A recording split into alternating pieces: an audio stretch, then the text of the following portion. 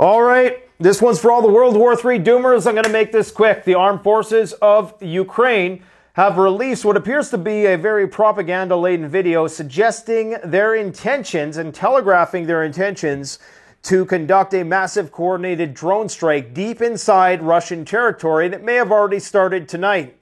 Now, they're suggesting that this is going to happen on August 24th. They specifically post that date in the video, as you're going to see in like 1 second. But I would encourage people to take those dates with a grain of salt. In fact, disregard them altogether. What I've realized with this conflict is that any time one side throws out a date, they're doing that strategically. They're doing it because either they caught wind that the other side was planning something on that date to put them on notice so they don't do it. Maybe it's to misdirect. Maybe it's subterfuge. Whatever the case, disregard the date, but the event always inevitably happens. Case in point, the Kakhovka Dam, the Kerch Bridge, and countless other examples where they said that something was going to happen and inevitably happened. The same will be true with the Zaporozhye nuclear power plant. The same will be true with Russia declaring full-blown war against Ukraine. And the question is, why has Russia not declared war yet, even after, in the last 24 hours, a skyscraper in Moscow was hit by one of these drones? Now, we don't know if it was intentional. We don't know if that was the civilian target. Obviously, that would not be in line with the Geneva Convention, specifically targeting like the most civilian infrastructure possible, unless there was some military component to it. It could have been that the Russians brought it down electronically. It was wayward. It went off course, and it hit a skyscraper in Moscow. Regardless, this was the most dramatic display yet, and it most definitely will catch the attention of Muscovites. Just today, Zelensky warned that this is the year of retribution and that the Russians need to prepare for the war to hit their soil in August. Now, guys, understand, if the war comes to Moscow, it comes here next. The Russians are not ready to declare war on Ukraine just yet. They don't have the manpower. Now, the most plausible explanation I've heard for why they have yet to declare war, and some of you are thinking, wait a minute, whoa, rewind the tape. Did Nate just say that Russia has not declared war on Ukraine? Yes, NATO knows it and Russia knows it. They have not formally declared war on Ukraine yet. This is very important because no matter how many times it's mentioned in a press conference that Russia is at war with NATO, which they most definitely are, don't get me wrong, it's Orwellian doublethink to think that this is not a war. I mean, this is the war of the biggest war since World War II in terms of casualties in such a short period of time. There's no question. But it's not recognized as such in the formal sense, for good reason. As soon as Russia declares war, that brings NATO involvement or some coalition of the willing all the more closer. Russia is not ready to fight a broader war just yet, but they are covertly doing things that are going to make that transition more seamless when they have to do it. Case in point, they've recently enacted laws that are going to expand the draft age. Now it's going to be from 18 to 30. It used to be 18 to 27. They're also automating that process, simplifying it, streamlining that process. They've just today made a law where the fines for draft dodging are going to be 10 times as high, because when they declare war, what's going to happen is there's going to be martial law, number one. They're probably going to have to close down their airspace, because as soon as they declare war, it's open season. It's not just Ukraine flying drones over. Ukraine is probably going to, they're probably not going to be able to, because the Russian air defense, if Russia's commercial airspace is shut down, they'll just be shooting everything out of the sky. So you probably won't even see these types of drones making it in that far. I'm not a military expert, but I presume that the fact that Moscow's airspace is still open complicates things. They can't just indiscriminately shoot down everything. So the moment that Russia declares war, it's full mobilization. We're talking about conscription. We're talking about closing the borders. We're talking about detrimental macroeconomic effects on their economy. It's going to impact their relations with other countries who may not be able to do business with them. See, NATO knows Russia hasn't fully declared war yet. That's why you still have business happening within Ukraine, through Ukraine. You still have natural gas transiting pipelines that go through Ukraine. You still have NATO countries buying stuff from Russia because in spite of all the bluster in the media, all NATO countries involved indirectly through funding and directly through intelligence gathering, reconnaissance and all that stuff, they all realize that Russia's not declared war with Ukraine yet. They're not ready to declare war just yet. If they do so prematurely, they run the risk of engaging NATO before they are ready. And it appears as though, and this is the big thing you got to take away from this brief chat today, because I don't have much time, is that I do think that Ukraine is banking on some large-scale provocation which will force Russia to change its stance from an anti-terrorist special military operation to something more warlike, maybe like a declaration of war light, because nobody's going to declare war anymore. I mean, the days of declaring war are over. It's always going to be euphemistically wrapped in some pretty little package like Operation Iraqi Freedom or something. They're never going to declare war on a nation explicitly. Look, for all intents and purposes, Russia is already at war with components of Ukraine. That's undeniable. I'm not saying that it was an invasion. I'm not saying that they're not at war. It's the worst war in our lifetime. But formally speaking, were they to really truly be at war, the place likely would have been carpet bombed a long time ago. I'm not saying that it would be easy and they would have the logistics lined up to do that in a pinch, but I think that there would be a lot more collateral damage. It would be a lot more indiscriminate than it is right now. Russia needs they don't want a nuclear war. And here's the thing. Here's the big takeaway, okay?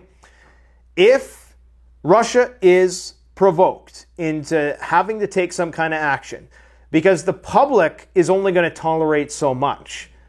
The public, Putin knows that as soon as they declare war, all of these other things, according to the Russian Duma and their whole legal process there, all these other things have to happen, which is going to stifle life in Moscow. And people are going to start to get pissed off, and support for Putin is going to start to wane. It's inevitable that it's going to happen.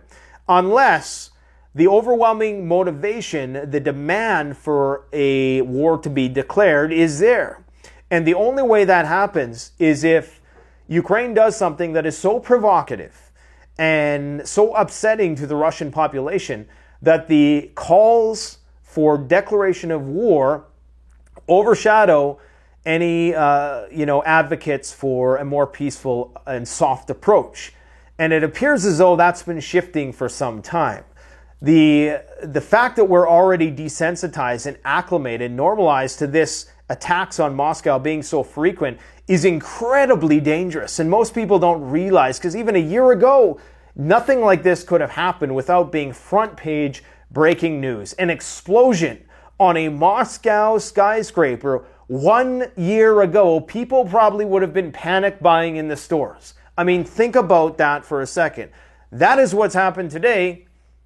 Nobody cares because it's just slow. Mission creep, incrementalism, the frog that's boiling in, or that's in water that's about to boil doesn't realize it's already at 99 degrees. Things can happen and unravel real fast. Right now, Russia is covertly moving all the pieces into position in order to make that seamless transition into a declaration of war when they inevitably have to. It's going to happen. I'm almost 100% convinced that it's going to happen. The last protective factor against this thing going global was the grain deal, which is done. It's over.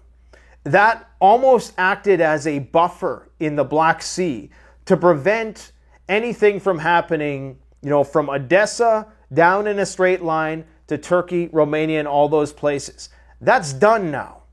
Now Russia is going to be obligated to inspect ships that are attempting to enter those waters, and there's a lot of ships. If you want to see how many ships are in the Black Sea, I mean, there are hundreds, if not thousands. It doesn't look like that when you just look at a blank map and you look at flight radar and you see that there aren't any planes there. There's a lot more ships than there are planes. And so the potential for something to pop off there is very great. The potential for something to happen in Belarus is very great with Kaliningrad. Right now, there are Wagner troops appear to be showing or digging trenches, and this is a video that just came out today. They're digging trenches. I'm assuming that this is a training exercise. They're training the Belarusian soldiers how to fight modern high-intensity trench combined arms warfare. Basically teaching them things they learned in Bakhmut, I'm presuming, because they're building all these fortifications. Now, are they actually building a system of trenches in Belarus is the question, in anticipation that the war inevitably spills over. Because Russia will have to declare war, I do believe. They'll be forced into declaring war. This is why Putin came out today. For all the people who are pro-Russia, and you're telling yourself, oh, Russia's winning, the attritional rate's 9-1, and the Ukrainians are on their last legs. Douglas McGregor's been saying that for the longest time. No disrespect to him. The guy's a wealth of knowledge, and he's very articulate and well-spoken. But that's the one thing I might disagree with him on, is this idea that the Ukrainians are done and finished. In fact, the numbers that I see, the Ukrainian military is still very large. They still have, obviously, all of NATO, 32 countries. Whether they're just service-based economies or not, they have those service-based economies, and they're tens of trillions of dollars of GDP. Behind them, they have weapons. They're hardly out of the fight just yet. And Russia is not ready to take over Kharkiv, much less the entirety of Ukraine, much less an entire fight with NATO. But they're working on it. They need to bide their time. They're not ready just yet. And I think Ukraine understands this, because what other motivation would there be to send these drones that do nothing, really? I mean, the explosions are big, but they're not. I'm sure, if you target the right things with precision, you could cause some damage, a few hiccups in their supply chain or their logistics chain, or even militarily. Maybe you take out, assassinate some leaders, but that could, that all it's going to do is create the population there is going to demand a more aggressive response. And this has happened time and time again. The Ukrainians target an oil depot in Crimea, and then the Russians just, follow up with a volley of 20 hypersonic missiles or something. I mean, obviously not that extreme, but you understand it never pays off. It's just kind of like any sort of, if we want to frame it, use the terrorism as an example. All terrorism does is give the other side a justification to use all of its force against you. It's like, the provocateurs in a protest that the cops send in when they want to deal with a protest really fast. They put a couple of their guys in plain clothes and they go and throw stones at the police. Now the police can use all their force and they have every justification they need to go in there and crack down on the protesters. Well, the same thing is true in this case.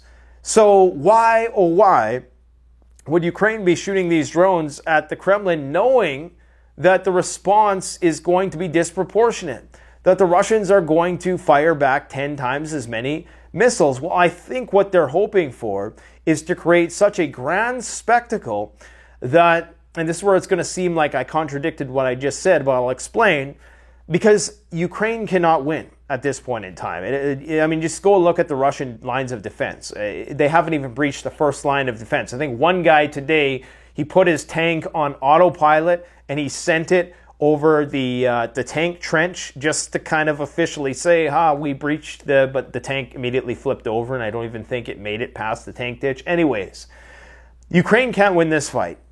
They know it. The only hope in hell they have of reaching their goals is if NATO gets involved in some way, shape, or form, and if Russia is stretched thin. They have to do that by getting Russia to prematurely declare war so that maybe Russia engages conventionally in a war they can't win. The problem with that is that if Russia is forced prematurely to declare war and they don't have the conventional means to prosecute that war, will they be more likely then to have to resort to the use of tactical nuclear weapons? Or will that be considered an actual possibility. Today, of course, it's Medvedev Mondays, so he came out and threatened nuclear Armageddon once again. Putin somewhat echoed this in saying that we are ready to fight NATO. And when I say that Putin is that they're not ready to fight NATO, I don't mean defend against. I think that Russia could defend against a NATO attack right now. They outnumber them in terms of anti-ballistic missiles, in terms of missile defense, in terms of artillery. They even have a fairly formidable navy. You know, obviously their nuclear forces are superior to the West in a lot of ways. So Russia could defend against NATO. I think that's what Putin's referring to, but they're talking about nukes. The Russians don't have the manpower needed to take over a Ukrainian large city like Kharkov or Odessa right now, much less fight NATO and occupy NATO lands. I mean, it's just not going to happen. But they're preparing for it. And they are slowly, covertly, under the radar, getting their population ready. Because as soon as that war is declared, borders close, everything changes. They got to deal with a disgruntled population. They got to maintain order in their own society. And they have to have everything in place before they do that. That's why they've been streamlining the draft process. They've been increasing the fines if you're a draft dodger. They've been doing all these little things in anticipation of the inevitable declaration of war in some euphemistic way, and the greater mobilization of their military and their population towards that end, which is coming. It's inevitable at this point in time. I'm 110% convinced it's inevitable. There's some peace talks coming up on August 6th, I believe, but they're happening in Saudi Arabia, and they're not really peace talks. They're being called, like, I think they're trying to explain it as preemptive negotiations or something. So I just view it as we're going to go talk to the Saudis so that when the war does finally heat up, to know that they have their backs and what they're going to do, what their moves are going to be if X happens, you know, in terms of global oil supply, because that's what this all boils down to. My friends, we live on a finite planet. Things are getting tough. We're living in the age of consequences and contraction. It had to contract at some point. Just how the economy has cycles of recession and depression, so does human population. We're entering a correction phase because, unfortunately, the decadent lifestyles of the West are unsustainable. That's all there is to it. Not everybody can be an Andrew Tate, 10 Bugatti owning Leonardo DiCaprio, I own 10 mansions and a private jet, yet hypocritically chastise people for their carbon footprint. Not everybody can have that lifestyle. It's just impossible. People are starting to realize it. There's a lot of people who are unhappy. It's manifesting in different ways. But all of that existential angst and deep sense of doom and gloom that people feel in the pits of their stomach, it can all be traced back. Fundamentally, principally, it's all about the fact that we all unconsciously know that we're mismanaging our resources and that this is a war for resources. The abundance that came with globalization is over. It's finished. And all of the protective factors that came with globalization, like not wanting to get into a war with a country who made whatever product you enjoy making, those are all going away. That's that. Decoupling is going to increase the likelihood of world war. Right now, countries are just in a race to get themselves ready. Russia is not ready yet. The ruble continues to decline. As robust as an economy and as good as they've weathered the sanctions up until this point in time, they can't risk entering prematurely into a broader war with Ukraine. At least that's my 2 cents on it. What other things have we missed today? According to Sergei Shoigu, Ukraine lost 20,000 troops in a month. I don't know if I believe that number. I don't really believe numbers from either side. I'm presuming it's closer than the estimates that Ukraine makes of Russian casualties, which is just absurd. Even if you look at the most conservative estimates, not even the Pentagon agrees with those. That doesn't stop, however, some very popular channels on this YouTube platform from getting a lot of traction with the algorithm and perpetuating things which are just downright false. Like there was a video, I'm not going to tell which one it was specifically, but it was on Trending, very big channel. And they made the claim that Ukraine civilians, 40,000, had perished in this conflict thus far. Now, you look on any mainstream, and that wasn't casualties, that was deaths. They specifically said 40,000 deaths. If you look on any mainstream statistical source, they will say that it's upper limit 9,000, 16,000 casualties. And they had the audacity to say that they only lost 20,000 troops in the entire conflict. And then they went on to give this fairly well put together video presentation. But maybe I just need to be dropping some false statistics in the first 2 minutes of these videos so that it gets out there to a broader audience. Is that the prerequisite? Well, you guys know I'm not going to do that. In fact, on that note, I want to send a shout out to Gonzalo Lira, currently trying to make his way across the border. And I don't know, is it legal to do that? Maybe it is, maybe it isn't. He is fleeing because he's going to likely be prosecuted for the crime of having an opinion in a war zone, apparently. Apparently that runs counter to the democratic values being upheld in the current martial law state of affairs going on in Ukraine right now, where the elections have been suspended. So I wish you the best of luck, brother. I hope you make it across the border. I hope you can seek asylum in the countries that you are looking to seek asylum in. And most of all, I just hope you get a fair trial, if in the very least you get a fair trial, because we know it's going to be very impossible. It's going to be unlikely for that to happen in the current state of affairs. Now, I understand the sensitive nature when being in a war zone. You know, you have to do things that will run counter to democratic principles. In fact, in an SHTF situation, just like, you know, if you guys ever seen the movie The Walking Dead, Rick Grimes says to people, beginning of season 2, after, you know, everybody had realized that, okay, we're in the zombie apocalypse now, he said, this is no longer a democracy. This is now a dictatorship. And I'm calling the shots because that's how the most amount of people here are going to survive. There's that angle to explore. But, Gonzalo, I hope you make it across safely. U.S. is giving hazard pay for troops in Ukraine. If you didn't know, there are about 100 troops in Ukraine, some of them special ops, some of them, I think, are inspectors of sorts. But is this them just preparing to send more people there in the future? It could very well be. Like I said, we probably have a naval showdown coming in the Black Sea. Russia just had its naval parade recently, and absent from that parade were their numerous nuclear submarines, which were completely absent. And this is out of the ordinary, apparently, as far as I know. So something to think about. We got Wagner digging tunnels in Belarus.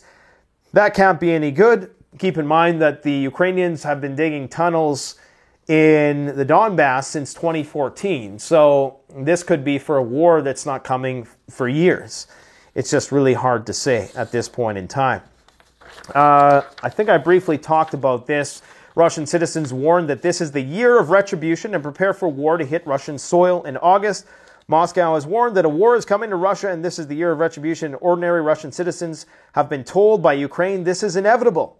Well, again, why would you do this? What strategic utility could this possibly have other than provoking a premature response by the Russians that would give the West the justification it needs to get Ukraine's back and get entangled in this conflict even further? Because I predict, oh, here it comes. I predict the only option the West really has at this point in time, because support is waning. I mean, people are calling these NAFO crowd out on their bullshit left and right. It's almost gotten too easy now. So they needed an event. They need a very dramatic escalation in the conflict, and they need it fast. Election time is coming, and the elites are going to start fighting with each other. You're going to have one elite blowhard arguing with another elite blowhard. And that's all it really is. It's a battle of elites. If you guys seriously think that any of these people have your best intentions in mind, I regret to inform you that I don't know how you can believe that at this point in time, but it's a war. Even the elites fight with one another. And there's different sects of elites fighting with one another for power and control. It doesn't mean that they're your friend. It means they're telling you what you want to hear to get your votes. Anyways, look forward to that in 2024. You're not going to see a lame duck presidency because there's going to be a war that happens. There's going to be an escalation. That's the only chance that Ukraine has right now of becoming a formidable rump state, much less, I mean, never mind getting back some of its territory. How's it going to do that? But then again, we don't really know what they have. This is the time when I kind of wax and wane, right? Because we don't know what they have. We don't know what NATO is providing them. It would be very stupid for NATO to tell all of the supplies and armaments that they've been providing Ukraine. Maybe they're telling us the truth about what they're giving, but not the actual numbers. And we really just don't know at this point in time. All I will say, my friends, before I let you go, is that prepping is the most revolutionary thing you can do. Talk is cheap. Everybody wants to have a scapegoat. Oh, it's the immigrants problem. It's the climate activist problem. It's the pro-life. It's the conservative. It's the liberals. No, the only thing you can do, if anybody is trying to rile you up for any cause, and they're not pairing that with some actionable thing that goes above and beyond getting mad, screaming in the streets and demanding that other people do something on your behalf, they're just grifters. They're just telling you what they want to hear for their own narcissistic interests. It has nothing to do with the issue at hand. What they should be telling you is, if they're saying that the shit is going to hit the fan, they should be advising you to start focusing on self-reliance. It is the most revolutionary thing you can do. The governments don't like it. The central banks don't like it. The big corporations who have monopolies and oligopolies over everything, they absolutely despise people who not only think for themselves, but also have very close family connections, people who can fix problems as they arise and are less dependent on the system. That's not what they want, which is why that's what you have to do. If you're just sitting there on the internet all day, reading all this stuff about Klaus Schwab and how bad George Soros is and blah, blah, blah, blah, blah, blah, blah, going down every single rabbit hole, and you're not doing anything with your own life, you're pissing in the wind. You might as well just watch Netflix, because you can do that for 5 years, and I can tell you your position in life absolutely will not fundamentally change. You need to, I shouldn't say you need, I invite you to, because I don't want to get too preachy on anybody. I will just say, I've went down that road. I've went down those rabbit holes. I wasted a whole lot of time. Please don't do it. Focus on being the best possible person you can be, and one who has the ability to take care of themselves when the government inevitably cannot. Thanks for watching, guys. Take care. Don't forget to like, comment, subscribe. Canadian Prepper out. But one more thing. I don't get sponsors on these videos, and my only sponsor is me. That's the great thing about having your own store where you only sell high-value products, not that rebranded crap that you buy on AliExpress and you put your own logo on it. I don't do that shit. I would have been a multi-millionaire by now. I only sell the goods. And Atlas shorts from the LA Police Gear Company are being discontinued. My favorite short, if any of you guys know me, you know my number one EDC pant is the Atlas STS pant. They're discontinuing the short version. I wear the short version up here because I'm in Canada in the warm season, which is only 4 to 5 months out of the year. I wear it all the time. We have a very limited stock of these. They're being discontinued. I messaged the company. I'm like, wait a minute, why the hell are you discontinuing these? You know, I'll buy hundreds off you just for my own personal use. So whatever I'm not keeping for myself, because I don't know how many pairs of these I go through. I'm sure if I keep like 20 for myself, that might last me for the rest of my life. I don't know. Who knows how long we're going to live anyways, the way things are going. I'm not being fatalistic. I'm not saying just lay down and comply. I'm saying, you know, cover my bases here. I'm saying that get these while you can. You can get them at CanadianPreparedness.com. And they're the best shorts, man. I've done whole videos on my EDC pant setup. I have the whole thing going on. I have a whole system built around the pants, all right? Guys, thanks for watching today, and please, I beseech you, go and watch some of the videos we've been releasing today that the algorithm just despises for some reason. Actually, you know what? Okay, encore. Time for an encore time. Osoyoos, BC is on fire. These are all things I forgot to talk about here today. It looks like the war is spreading to Africa because, of course, it's all about proxy now. So it's going to be Syria. It's going to be Africa. You're going to have the Wagner Group fighting these NATO countries and the French and the blah, blah, blah over all of these resources. You can go check out the map. This is pretty much explains everything. We're living in a time of resource scarcity. The oceans are heating up, completely off the charts, terrifying levels of heat, almost 1 degree above where it's supposed to be at this time of year. An all-time high in the North Atlantic. If you want to see what that looks like, this sea of red, this is sea surface temperature anomaly. This isn't one of those weather reports by the pro-climate crowd where they're arbitrarily making it a darker shade of red to convince you that it's more of an alarming situation. This is legit sea surface temperature anomaly in the direction of being too hot. Okay, there are certain parts of the ocean which are like 4 or 5 degrees hotter than normal. There are a few patches of blue here and there, but for the most part, it's just a sea of red. This is going to have catastrophic effects on our ecology. Not so much that, we got to pay all our money to carbon taxes. This is going to make growing crops more challenging. We're already seeing this in India. We're seeing drought in the Midwest persist. We're seeing crazy wildfires and this and that, whatever. And I mean, man, I don't know. I mean, I like guns. I like family. I value a lot of things conservative value. But it seems like some people, they're so worried about the government response that they deny that the thing is happening. I get it. You guys know how I feel. Look at this hat, Canadian Coalition for Firearms Rights. I put myself out there. Now, knowing everything you know about me and what I represent, do you think that I would just blindly subscribe to something if I didn't understand what all the potential repercussions would be and how they were going to try to extort us if it was in fact true? Of course, but that doesn't mean it's not true. Okay, so why am I telling you this? It doesn't matter. It's going to keep happening. People are going to keep denying that it's happening, and we're just going to have to deal with the consequences. And there's going to be people that, it could change so drastically in such a short period of time that it won't matter how obvious it is, which is the problem. It won't matter because there's just going to be people who they've convinced themselves because they have a Twitter account. Anyways, here's where we are right now. That's the average. Okay, this is the lower limit, 2 degrees lower. This is the upper limit. We're almost a degree above that. We're where we should be in September, but right now. So let's see where we are in a month. Who knows? The fish are going to cook. I guess if you want to stock up on freeze-dried fish, might be a good time to do that.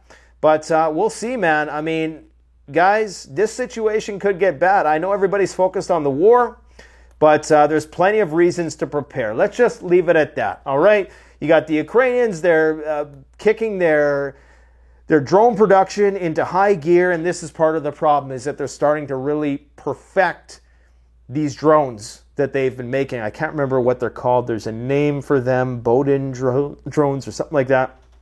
But the big drone strike is coming, and Russia's response is going to dictate if we make it to Christmas. What else do we got going on here? Oh yeah, strategic oil reserve continues to plummet. Gas prices are going up. What else is new? Taiwan's getting more weapons, and ashes, we all fall down, as they say. Thanks for watching. Don't forget to like, subscribe, blah, blah, blah.